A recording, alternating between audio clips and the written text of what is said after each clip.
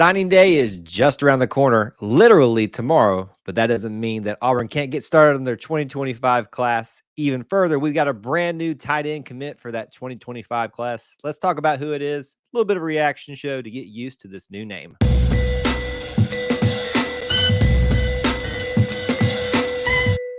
War Eagle Auburn family and War Eagle E2C Network family, thank you so much for joining us. Whether you're watching live, whether you're watching on the replay, whether you're watching on YouTube, Facebook, all the different platforms, places, times, multiverses with which you can get this content. We appreciate you being here and being part of our little family within the Auburn family.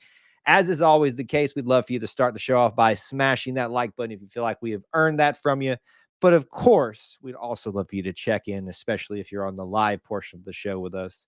Tell us where you're watching from with a War Eagle. Always good to hear from you that way. And especially on this reaction live stream where we're going to be talking about a brand new 2025 commitment at the tight end position for Auburn football. Who is it? It is Hollis Davidson out of Peachtree City, Georgia, and McIntyre High School, a brand new tight end for the 2025 class. I would love to hear your thoughts and opinions about this, about the commit himself, the position, what it means for the 2025 class as a whole. That's what we're going to hone in on and focus here.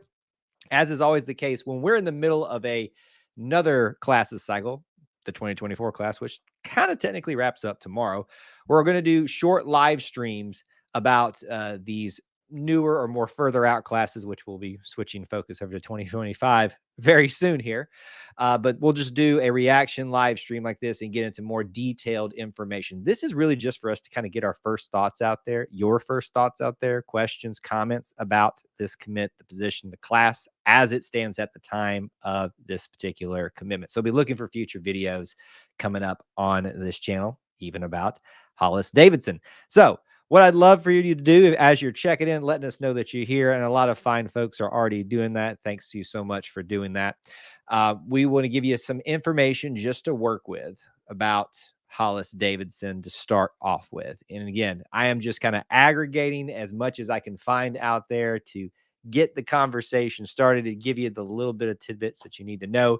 Remember, we're just about to begin the 2025 class officially in terms of the sole focus being on that. So plenty of time still for information to change out there. So tight end Hollis Davidson from McIntosh High School, Peachtree City, Georgia, just outside of the Atlanta area. He is considered a 3-star. Some have him as a 4-star commitment from that region. If you look at his measurables, he's listed somewhere between 6'5", 6'6", 230, 240 pounds. I kind of give you those ranges because you'll find different sites, different people saying different things, somewhere in the vicinity of that. So somewhere between a 3, maybe up to a 4-star, 6'5", 6'6", 230, 245 pounds. That is what you're getting in Hollis Davidson, the tight end position.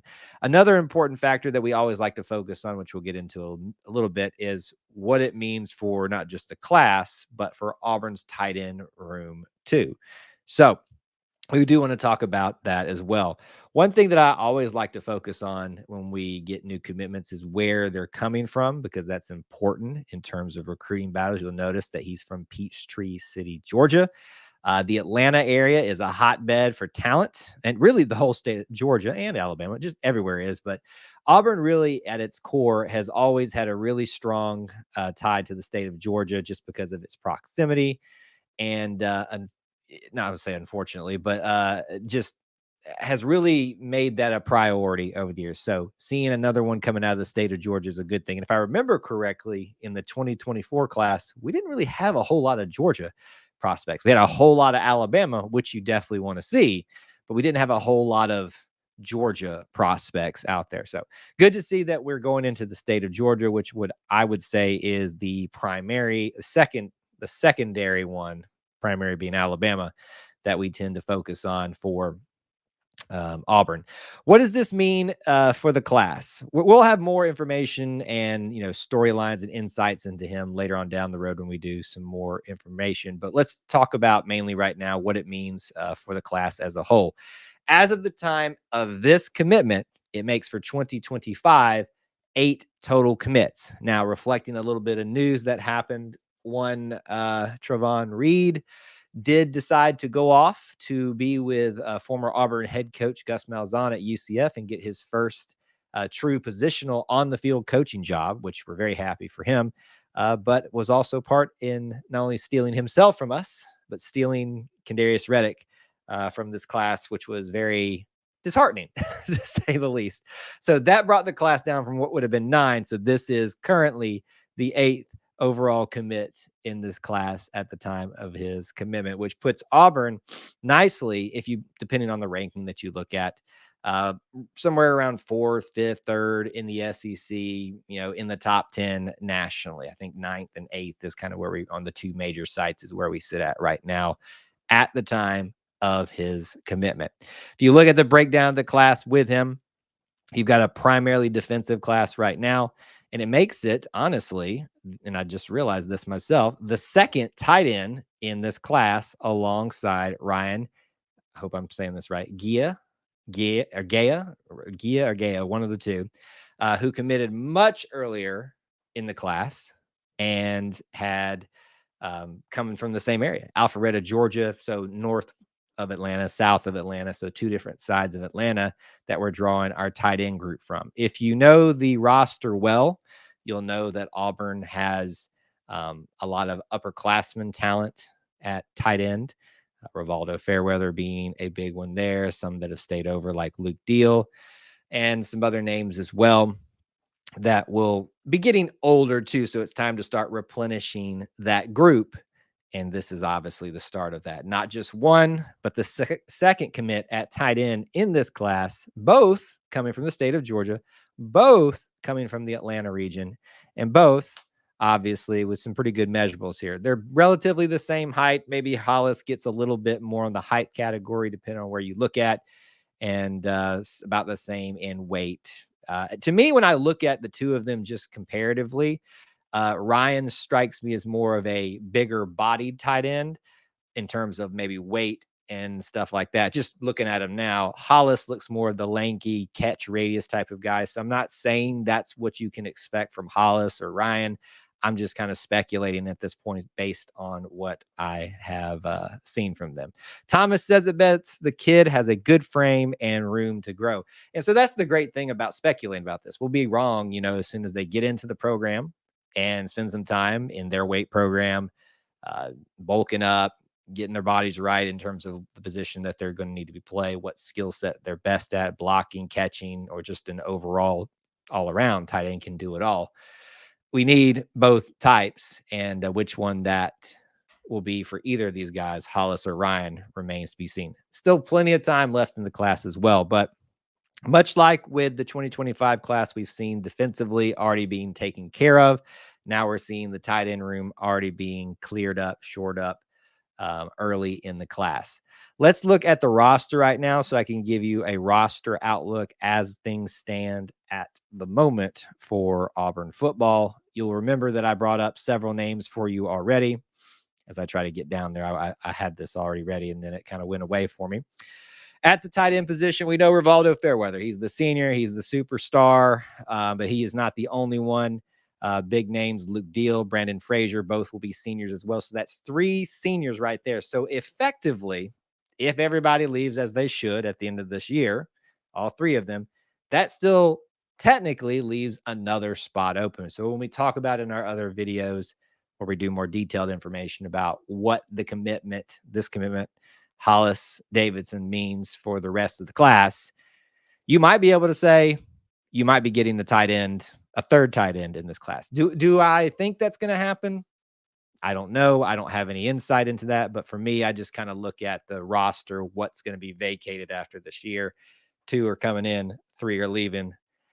That remains to be seen if a third one to fill that final third spot would come in as a high school commit, transfer.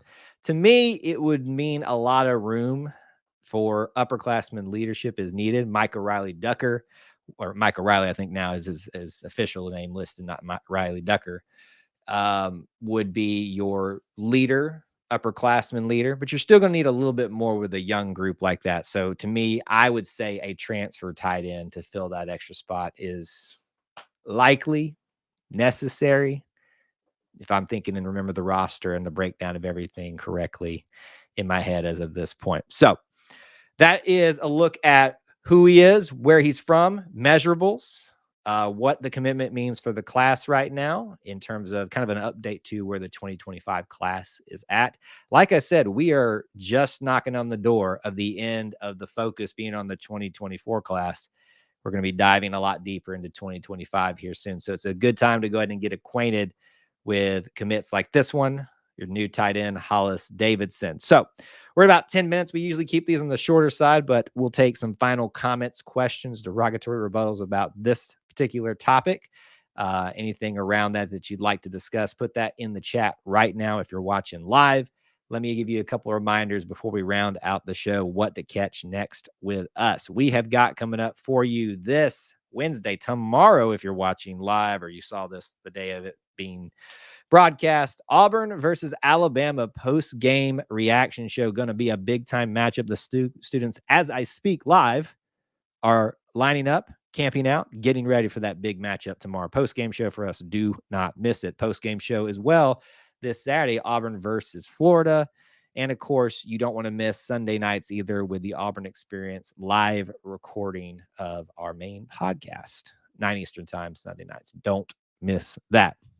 So, in summary, as an initial walkthrough of what we just got in a brand new commitment, tied in Hollis Davidson, Peachtree City, Georgia, the McIntosh High School area just below Atlanta. 2 tight ends in the 2025 class already. So we'll wonder if we'll get that third for a spot that would likely be vacated from some upperclassmen leaving the team at the end of this cycle. Will that be another high school player? Will that be another transfer? Only time will tell. But that is where we sit right now and the impact of the Hollis Davidson commitment to the Auburn Tigers, what it could mean for him and the program. I appreciate you guys tuning in for this very short live stream. I always want to get this content out to you in a timely manner so you guys have an avenue and a window to discuss such things that I know that you guys are very interested recruiting. So congratulations to the Auburn Tigers and welcoming brand new commitment, Hollis Davidson, to the Auburn family. Freeze warning, y'all. It's going to keep going. Till I talk to you again. War Eagle.